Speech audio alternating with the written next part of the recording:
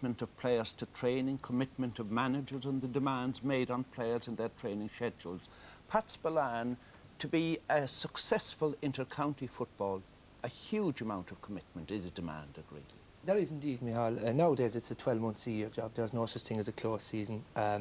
Cavan, in the last 6 months, have had 110 training sessions. I remember in my last year with inter-county level, during the closed season I trained 12 times a week, twice a day, Monday to Saturday. So there are savage commitments, and with so much emphasis on physical fitness, a lot of sacrifices have to be made, and particularly in the line of work, I don't think it's possible to do a hard day's work and come in and do a proper training session afterwards. Going back to the Kerry team I was involved in, all of those fellas were in what was considered handy jobs. They didn't have to lay a couple of hundred blocks, or they didn't have to toss around a couple of hundred bales of hay. It's not possible to work hard and train hard at the same time. Without bringing about certain changes? Without a doubt. And I think what's even more worrying for players now, I genuinely think players, I don't think they should be paid, but I think they certainly should be compensated for out-of-pocket expenses, and they certainly should be in a position to make whatever money they can off the field. And it must be particularly frustrating for players, because there's a lot of people making money out of the players. The GAA are making a lot of money because they're attracting huge crowds. Sponsors, they're making a lot of money for sponsors because they're walking billboards for a lot of companies, and in return a lot of them get just a free t-shirt. And it's also frustrating for a lot of players to be going through the grindstone in wet, muddy fields with a trainer that they know is getting anything up to £20,000 a year, of which there are many of them in this country at the moment. So it's frustrating. Officials are being paid. I think the players should not be out of pocket any longer.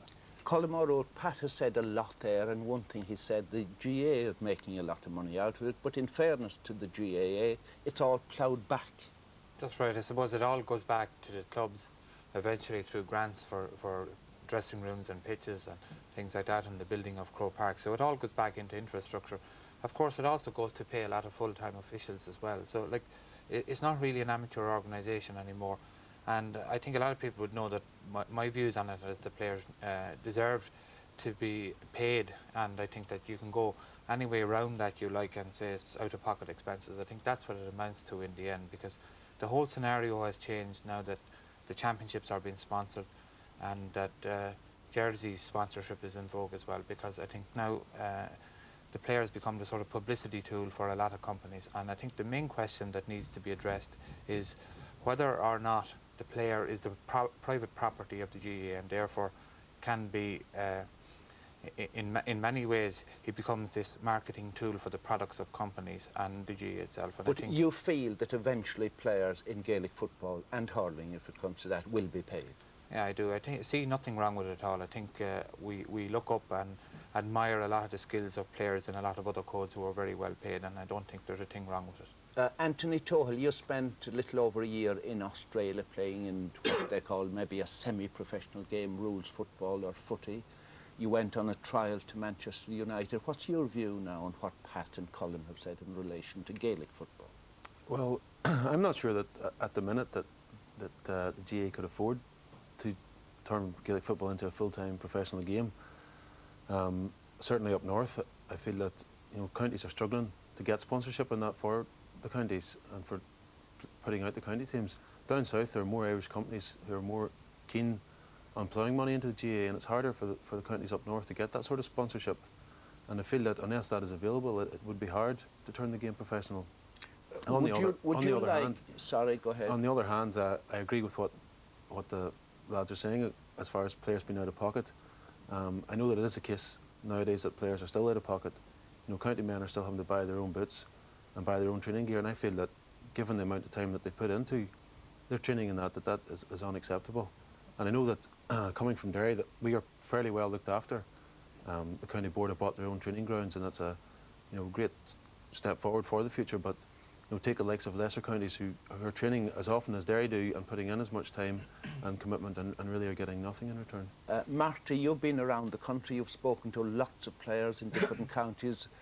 Could you summarise the views of players at the moment?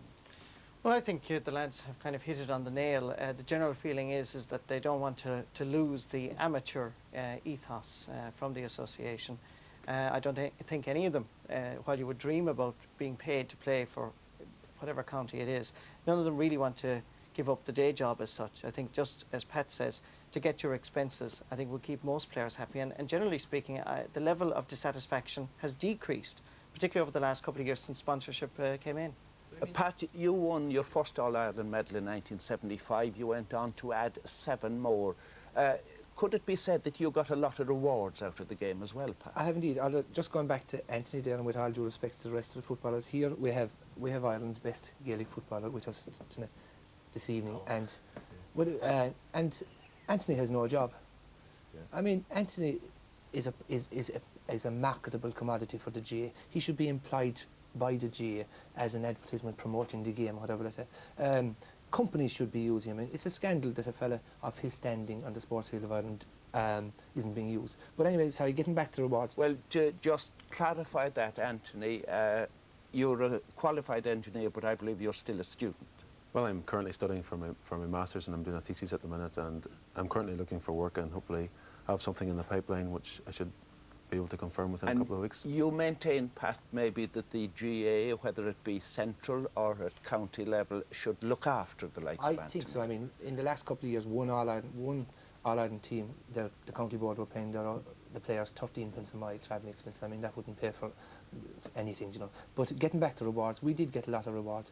But I think one of the reasons, going back to why teams aren't at the top winning All-Ireland 3 and 4 years in a row, is that the amount of commitment to be given, players aren't prepared to give it for 3 or 4 years. Mick O'Dwyer was very good in the early years with Kerry. He realised that he wouldn't be able to keep us motivated winning All-Irelands, and he dangled the carrot of little tricks. And it started with the Canaries, and it went to American. I always remember, I think it was, if we had won the 5 in a row, it was a trip to Bali in Thailand was our prize, and I remember the joke afterwards, the only Bali we were going was Ballybunion. Yeah. But you did get further even than Bali. You got to Australia on a trip, and that surely has to be considered a major award around the world trip for the whole group of players. It has indeed. I mean, once you win one All-Ireland medal, after that, no matter what way, it's accumulation. And okay, it's a great honour and everything like that. But you like to get a little bit more. The least you could get is a trip abroad. But I think certainly you should be compensated for all the overtime you lose and all the days off work you have to take, voluntary and out-of-pocket expenses, and that'll have to come. Colm, if players are to be eventually paid for playing, where will the money come from? Because clubs can't afford it, most county boards couldn't afford it. Could it come from sponsors or something like that? Yeah, well, I think that the road ahead for a lot of players is for some type of semi-professional game. I don't think that the population is big enough, or the amount of money involved in this country, there is just not sufficient there to provide for a full-time game. I don't think there's really there's any such thing as amateurism left really in the GAA except the players, and I think that the players to a degree are exploited. I also feel, of course, and one has to take into account that players don't have to do it if they don't want to. So that's but a they're lot of people. exploited by whom now? By sponsorship in general. I think that obviously the companies who are the main sponsors of the league and championship are not doing it for the good of their health. Yet, so you were more or less saying Bank of Ireland and Guinness? Basically, yes. And I think that the fruits of the players' labour should flow to them. Pat? I'm totally in agreement with I think we're all of the same opinion here, you know.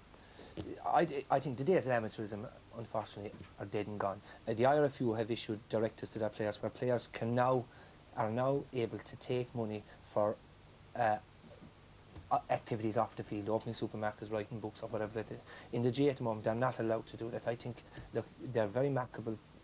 The likes of DJKI, the likes of Anthony Toll, are marketable commodities, and companies should be using them, and they should be allowed to make as much money as they can out of the gifts that they have.